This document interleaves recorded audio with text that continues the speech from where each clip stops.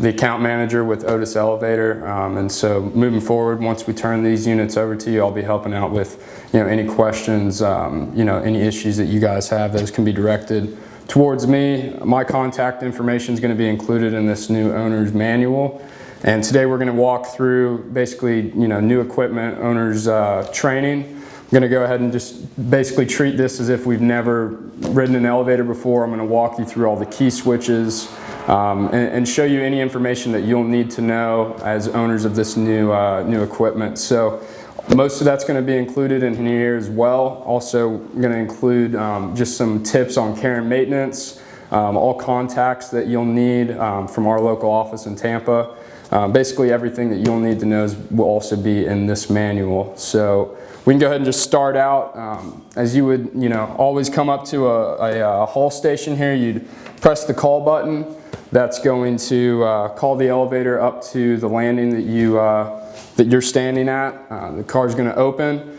You have your positional indicator up here, directional indicator, sorry. And so this is going to show you the direction of the car.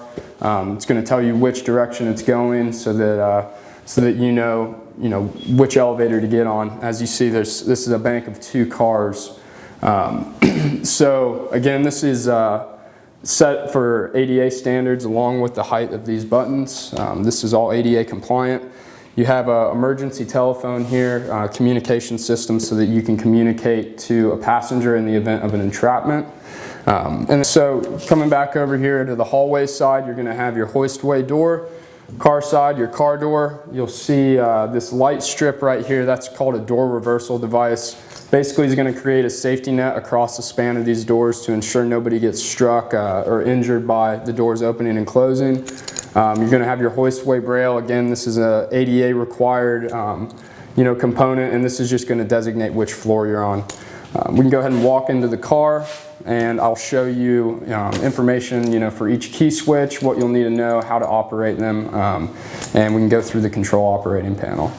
So inside the car here, we're looking at the control operating panel. This is going to have your bank of buttons to place your floor calls where you're planning to travel. It's also going to include a service cabinet down at the bottom. So this is where your switches are going to be. Then you're going to notice up here you have your position and directional indicator. Again, this is going to tell you the direction that the car is moving. It's also going to show you what floor you're passing, and when you arrive, the floor that you've placed the call for. You'll see your firefighters operations service cabinet. So this is where we're going to go when we do the fire service testing, which we'll walk through here in a couple minutes. Going down, you'll have your stop run key switch. So your stop run key switch, pretty self-explanatory. Basically, this is going to allow you to shut down the car completely. When the doors are open, if you shut the car down, the doors will stay open and it'll stay on the landing that you're in at that point in time. So for this key switch, we have what we call a UTE key, and I'll hand this ring of keys over to you so you have them all. Again, we'll go ahead and insert that in.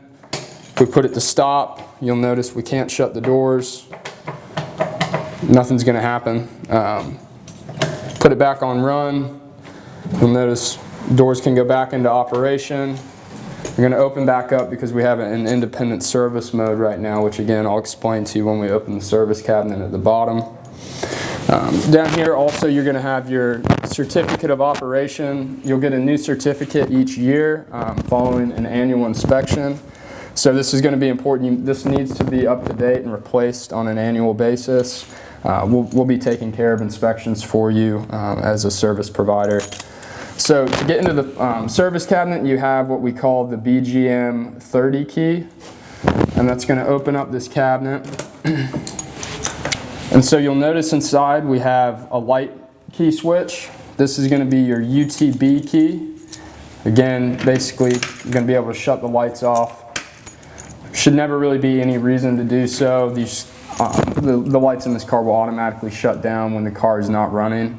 Once it goes to answer another haul call, the lights will turn back on, but it does save that energy on its own. Now you'll notice up here you have your access key switch. As owners, you'll never need to use this. This is for mechanics, and it allows them to run the car up and down while the hoistway doors are open. Obviously, there's a certain level of risk in operating in that fashion, so we won't even leave a key for that specific switch with you. But then right here you've got your fan switch. Again, you know, this is just a ventilation fan that's designed to pull stagnant air outside of the cab and put it into the hoistway. It just keeps airflow throughout the car. And then finally down here at the bottom you'll see your independent service key switch, toggle switch. And we're in independent service mode right now. What that allows you to do is take over the car completely from the inside.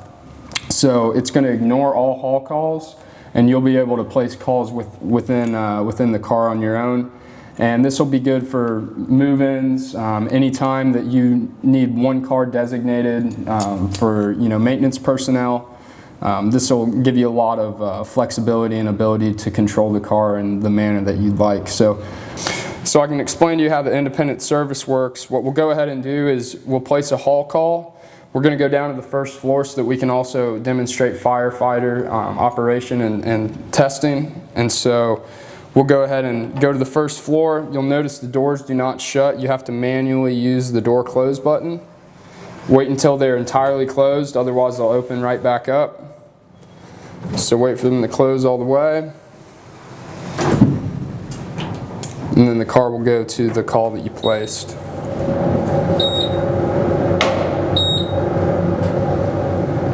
First floor. Now while we're here, I'll also show you that this is going to be your emergency telephone. In the event of an entrapment, the passenger will press this button. It's going to call out to a center that 24/7 is monitoring that phone line. Once the call has been placed, there'll be a light that indicates so. You also have your alarm button right here. Other than that, these are all just floor buttons. So I'm going to go ahead and take it out of independent service mode. And we're going to go ahead and keep those doors open. We'll walk out and demonstrate fire service testing. All right, so we'll go ahead and go through your lobby floor key switches and then also go through firefighters operation and service testing. So up at the top we have your elevator emergency power. This is going to allow you to switch over to a backup power system in the event that there's power failure within the building. This is going to be a Medco Zone 4 key. Again, we have that included. Right here you're going to have your elevator communication failure, jewel and key switch. Now this is a spring-loaded toggle switch. Basically what will happen is, in the event that there's an issue with the phone line or an issue's been detected that the phone line going to the car is malfunctioning, this jewel will light up and it'll begin to buzz. You can reset that for a 24-hour period, at which point it's going to light back up and start buzzing again. So basically it's just notifying you have an issue with your communication to the car for your emergency phone line. Obviously you want to have that functioning at all times. This is going to be your UTC key. Again, that's going to be on your key ring here. Down here you have your haul station. Again, this is going to be your call button from the lobby floor. And then this is going to be your fire service key switch. And that's also going to be your Zone 4 Medco key. We'll go ahead and demonstrate Phase 1 and Phase 2 fire service testing right now. So what you'll go ahead and do is you'll enter the key in and turn it to on. So the car is going to begin to buzz, and it's going to make its way all the way down to the first landing and open the doors. This will allow the fire department to go ahead and access that car safely. So you'll notice here in just a second the car doors are going to open, and we can walk inside of the car and demonstrate Phase 2 of fire service testing.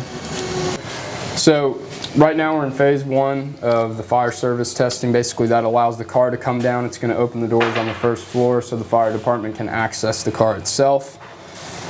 Then they'll go into Phase 2. You open your firefighter service cabinet within the car, and you go ahead and turn this to on as well. Now we've entered phase 2, and it's much like independent service mode where you're basically taking full control of the car. So you can place a haul call, and again, the doors will not shut unless you manually close them up here. So go ahead and you can hit your close button. Again, you'll notice the doors will not shut all the way until you hold it through them shutting completely. So we're going to go ahead and travel up to floor 7.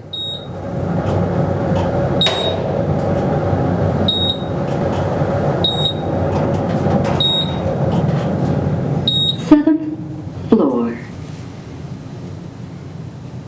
So you'll notice the doors don't open, and the reason why, obviously, if the fire department has to go to a landing where there's an active fire, they don't want that fire shooting into the car as soon as those doors open. So what they would do in that instance, you open the door quickly just to see, if there's any danger immediately ahead of you. Obviously there's not, so we can open that up completely, and then we have access to the floor. So that's phase 2 fire service. I'll go ahead and show you how to go out of that. We're going to go ahead and go back to the first floor and close that.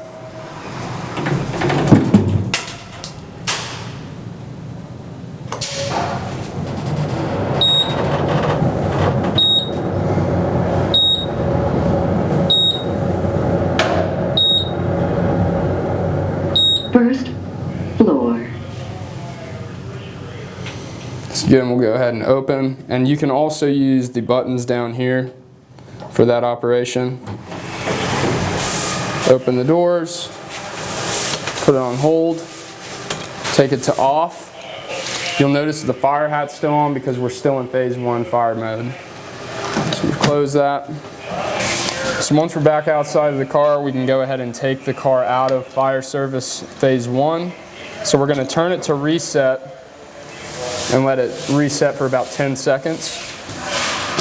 And then we can go ahead and turn it to off, and then that will reset the fire service. Go ahead and take it out. You notice that the jewel no longer lights up. We'll press the haul button and we can go back into the car. All you really need to know. You covered everything. Yeah. I can't think of any questions at all. So I can just close it out and say, it doesn't sound like we have any questions.